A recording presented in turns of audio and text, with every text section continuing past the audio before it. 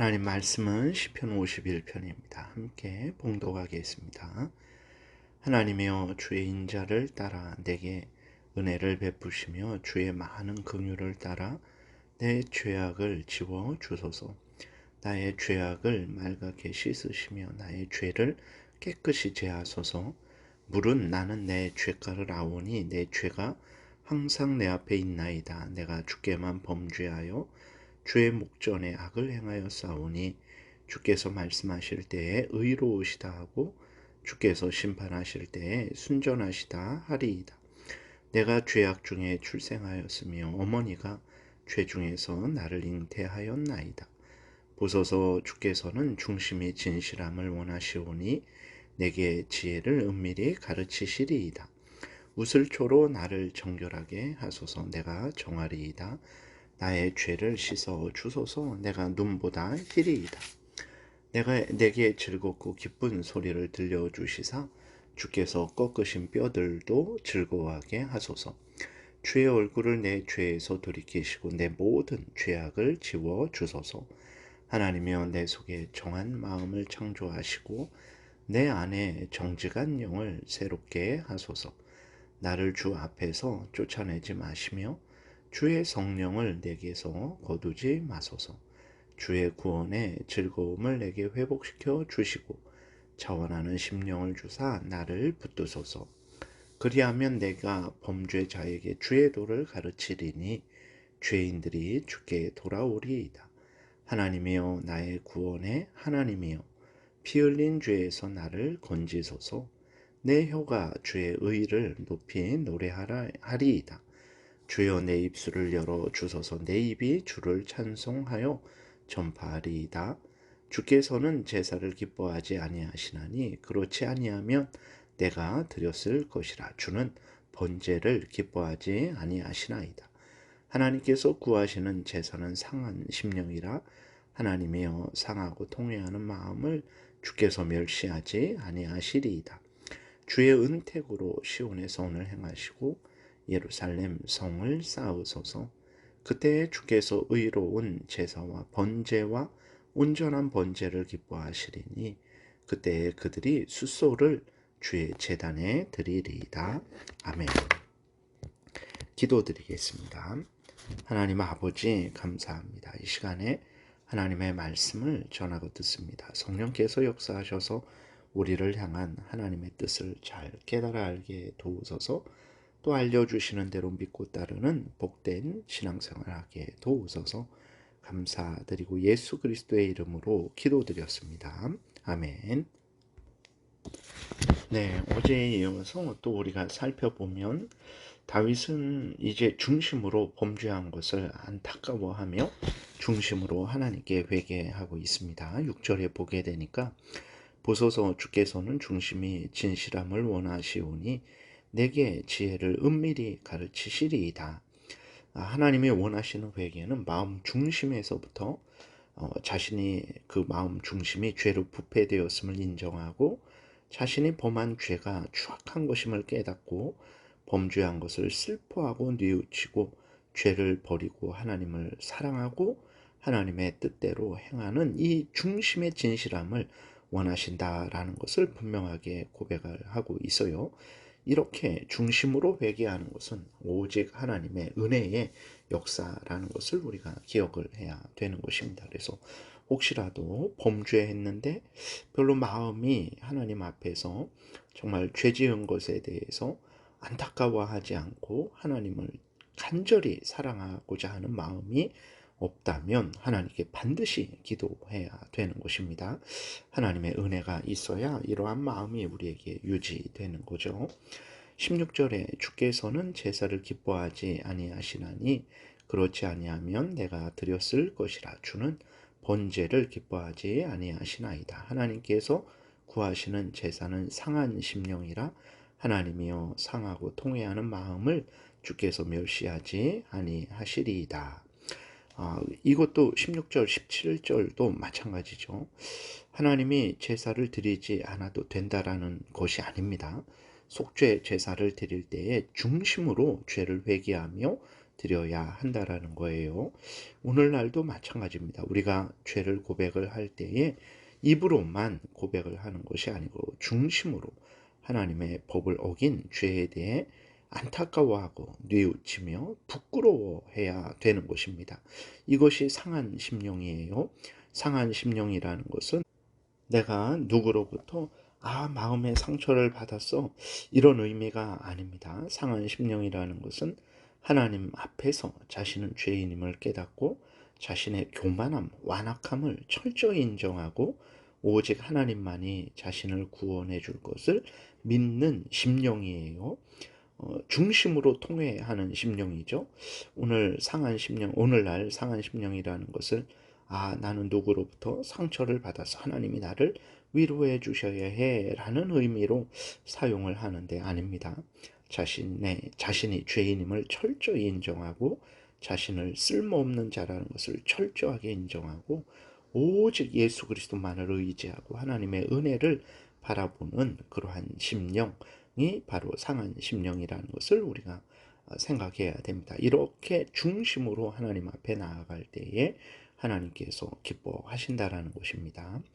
7절에 보게 되면 우슬초로 나를 정결하게 하소서, 내가 정하리이다. 나의 죄를 씻어 주소서, 내가 눈보다 희리이다 라고 이렇게 고백하고 있는데, 이것은 이제 출애굽기 12장에 보게 되면 6월절 어린 양을 잡고 문인방 좌우 설주에 그 피를 바를 때에 우슬초로 적셔서 우슬초를 가지고 그 발랐어요.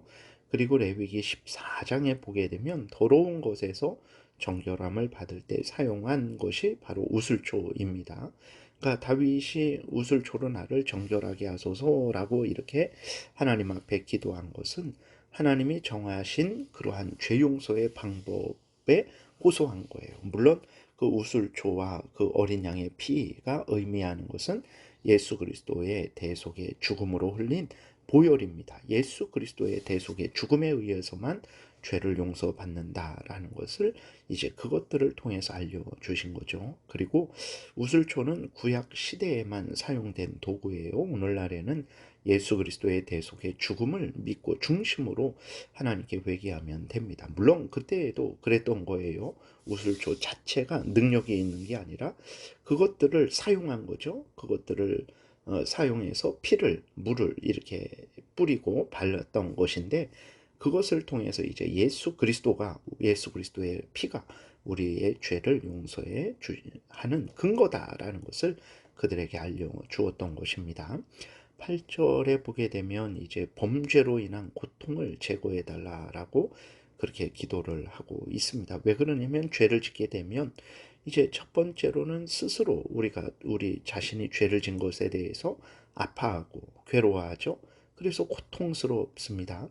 그리고 무엇보다도 이제 하나님께서 그 죄악에 대해서 내적으로 외적으로 징계를 하시게 되죠. 그렇기 때문에 우리는 범죄하게 되면 고통을 당하게 되는 거예요. 이러한 고통을 하나님께서 용서해 달라, 없애 달라라고 기도하는 것입니다. 8절, 9절 보니까 내게 즐겁고 기쁜 소리를 들려주시사 주께서 꺾으신 뼈들도 즐거워하게 하소서. 주의 얼굴을 내 죄에서 돌이키시고 내 모든 죄악을 지워 주소서라고 다윗이 기도했습니다. 그리고 이제 다윗은 하나님께서 자신을 새롭게 해주시기를 기도합니다. 10절에 보게 되니까 하나님이여 내 속에 정한 마음을 창조하시고 내 안에 정직한 영을 새롭게 하소서.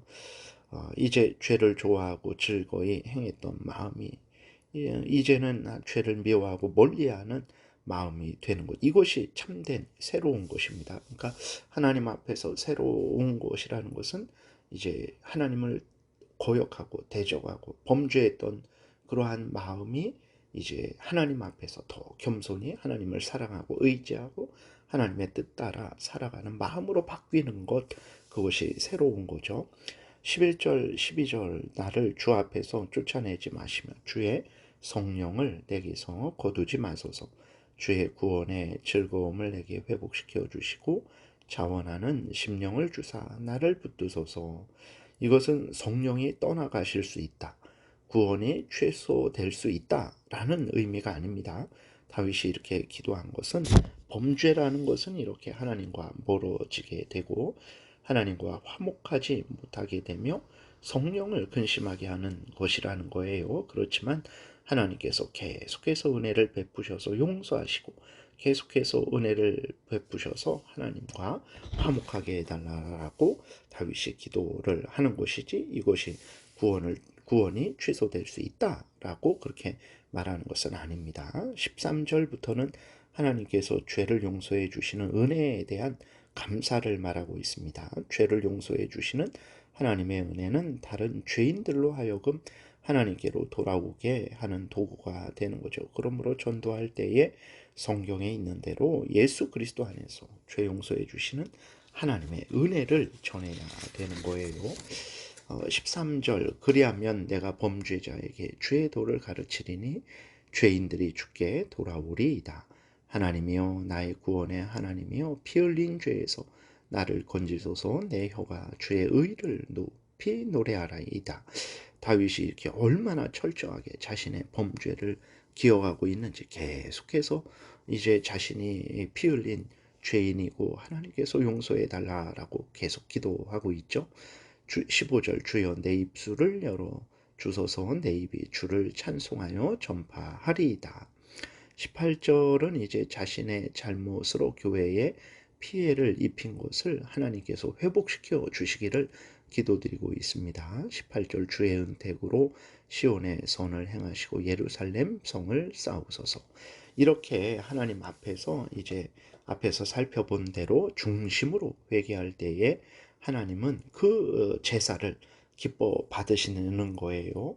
그러니까 중심으로 회개하지 않고 그저 형식적으로 양을 드린다고 해서 하나님께서 그 제사를 받는 거 아닙니다. 죄를 용서해 주는 것이 아니라 상한 심령, 자신의 죄인임을 철저히 깨닫고 하나님의 은혜를 간절히 구하는 그 통회하는 심령, 그 중심으로 죄를 미워하고 버리고 하나님을 사랑하고 하나님을 의지하며 하나님의 말씀을 따르기로 결정하고 하나님 앞에 그 제사를 드릴 때, 제물을 드릴 때 하나님이 그 모든 것을 기뻐 받으신다라고 말씀을 하는 거죠. 19절 그때에 주께서 의로운 제사와 번제와 온전한 번제를 기뻐하시리니 그때 그들이 숫소를 주의 제단에 드리리이다.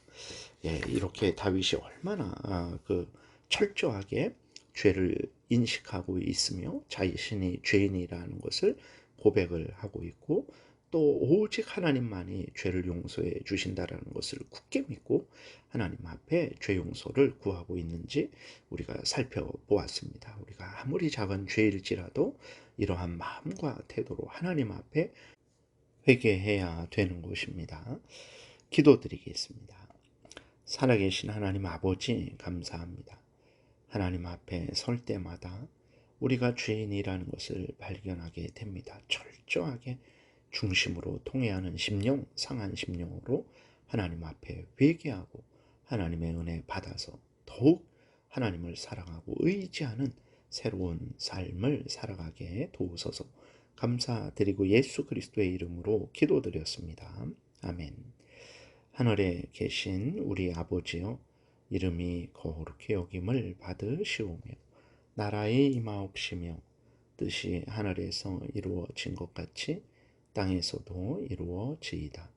오늘날 우리에게 일용할 양식을 주옵시고 우리가 우리에게 죄 지은 자를 사하여 준 것 같이 우리의 죄를 사하여 주옵시고 우리를 시험에 들게 하지 마옵시고 다만 악에서 구하옵소서. 대개 나라와 권세와 영광이 아버지께 영원히 있사옵나이다. 아멘. 지금은 우리 구주 예수 그리스도의 은혜와 하나님 아버지의 크신 사랑과 성령의 교통하심이 하나님의 모든 택한 백성들 머리 위에 지금부터 영원토록 함께 있을지어다. 아멘.